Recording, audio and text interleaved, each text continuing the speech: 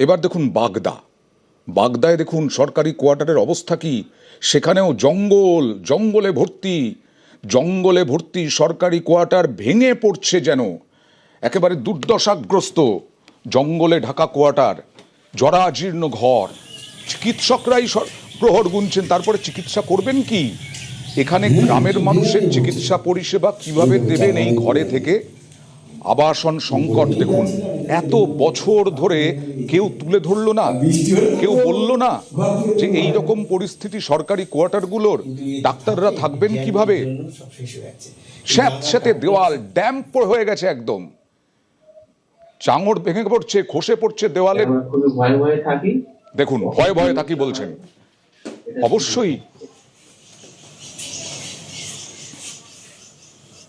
আমরা রাত্রে ডিউটি করে এসে যখন আমরা ঘরে ঢুকে দেখি সাপের খোলস ঝুলছে জানালাতে। এই অবস্থায় কি করে থাকা যায়? চাই ভেঙে পড়ছে, কখনো এসে দেখি বেসিনের সামনে চাই ভেঙে পড়ে আছে, রান্নাঘরে চাই ভেঙে পড়ে আছে। ওখানে আমি ধরুন দাঁড়িয়ে থাকতাম, তখনই তো যে চাই ভেঙে পড়লে একটা অ্যাক্সিডেন্ট তো হতেই পারে।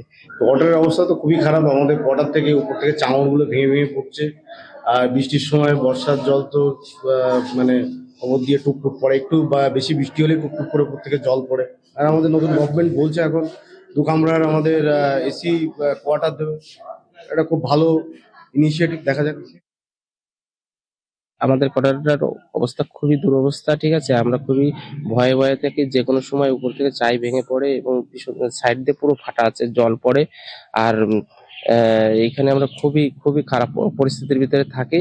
দেয়ালও পুরো ফেটে গেছে, সব কোয়ার্টারগুলোরই এরকম পরিস্থিতি হয়ে গেছে।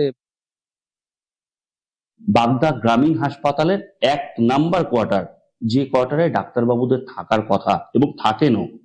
ডাক্তারবাবুরা যে পরিস্থিতিতে থাকেন বলছেন, জীবনের ঝুঁকি নিয়ে রাতে এখানে থাকতে হয়। বিভিন্ন সময় ছাদ থেকে চাই ভেঙে পড়ছে, বৃষ্টির জল ঢুকছে কোয়ার্টারের মধ্যে এবং সাপের ভয়ে রাত কাটাতে হয় তাদের। আমি দেখানোর চেষ্টা করব যে এই ঘরের, অর্থাৎ এই 1 নাম্বার কোয়ার্টারের, এটা রান্নাঘরের রীতিমতন চাই ভেঙে পড়ছে বিভিন্ন সময়। আমি দেখানোর চেষ্টা করব যে ওই চাই ভেঙে পড়ার কারণে বিভিন্ন সময় তাদের সমস্যার সম্মুখীন হতে হয়। এই ঘরে রীতিমতন বৃষ্টি হলে জল পড়তে থাকে সব সময় এবং এর মধ্যেই তাদের রাত কাটাতে হয় এবং রুগীদের পরিষেবা দেওয়ার জন্য এখানেই রাত কাটিয়ে তারা হসপিটালে গিয়ে রুগীদের পরিষেবা দেন।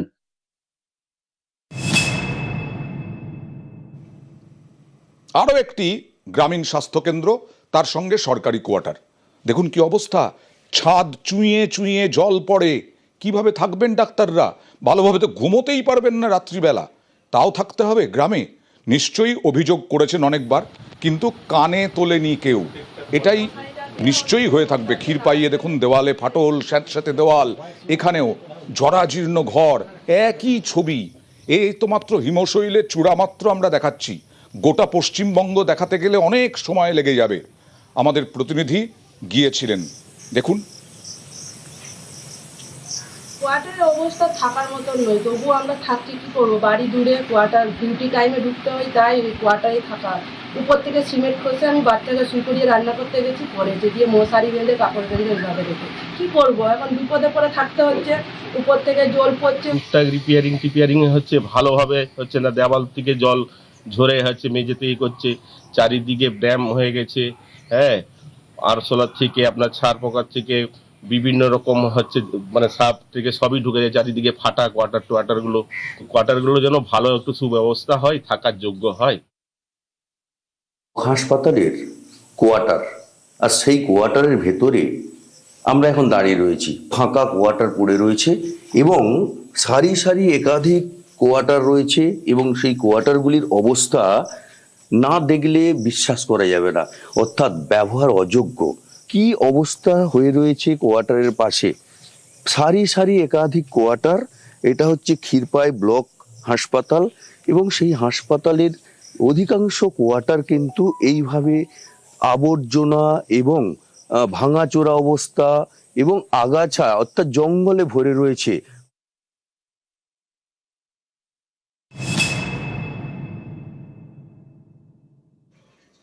এবার বিনপুর, ঝাড়গ্রামের বিনপুর অবস্থা দেখুন। কার স্বাস্থ্যকর্মীরা থাকবেন কিভাবে? এই বেহাল দশায় স্বাস্থ্যকর্মীরা থাকবেন, চিকিৎসকরা থাকবেন। সাপের অত্যাচার, বিছের অত্যাচার, এ তো খুব স্বাভাবিক।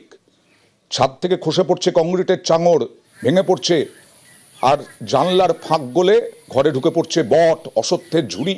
ভাবা যায় কোন জায়গায় বাস করছি আমরা? এই পশ্চিমবঙ্গ এইরকমভাবে ছিল? চিকিৎসকদের জন্য এই ব্যবস্থা, আর গ্রামের মানুষদের জন্য, গ্রামের মানুষের এই দুর্দশা। গ্রামের মানুষরা চিকিৎসা পাবেন কি করে?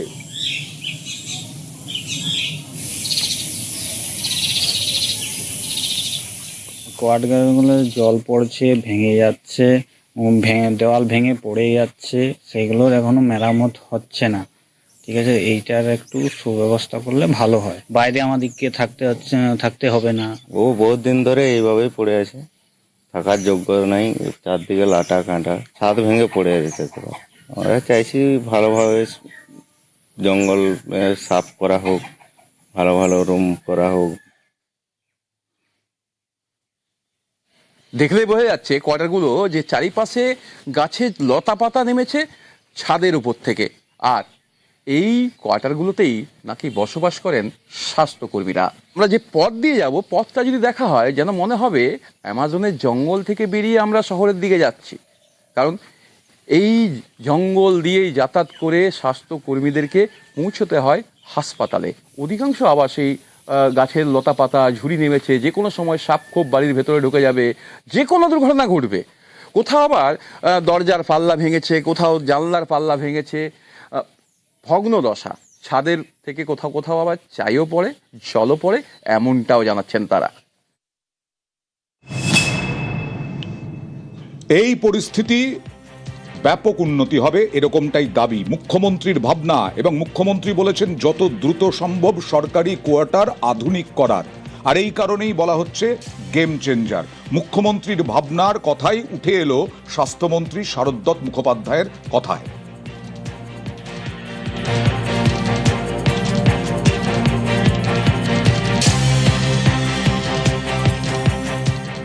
প্রান্তিক গ্রামীণ বাংলায় লোকজন থাকে না, পরিষেবা দিতে পারে না, কেন ডাক্তাররা থাকতে পারে না। 21-22 বছরের ছেলে একটা প্রত্যন্ত গ্রামে প্রান্তিক জায়গায় তার জীবনটা কি হতে পারে? সেখানে অনেক সময় ইলেকট্রিসিটি থাকে না, তার থাকার জায়গা অব্দি নেই, একটা কোয়ার্টার নেই। মাননীয় মুখ্যমন্ত্রী বলেছেন আমাদের 341টা ব্লকে প্রত্যেকটি নার্সিং স্টাফ, প্রত্যেকটি ডাক্তার, প্রত্যেকটি ফার্মাসিস্ট, স্বাস্থ্যকর্মীর জন্য ফ্ল্যাট দিতে। সেইটা বলেছেন বাংলো টাইপের করতে, একতলা 2 বেডরুম উইথ BHK বলেছেন, একদম এটাও বলেছেন যেন এয়ার কন্ডিশন থাকেন। আমরা ওয়ার্কআউট করছি প্ল্যান।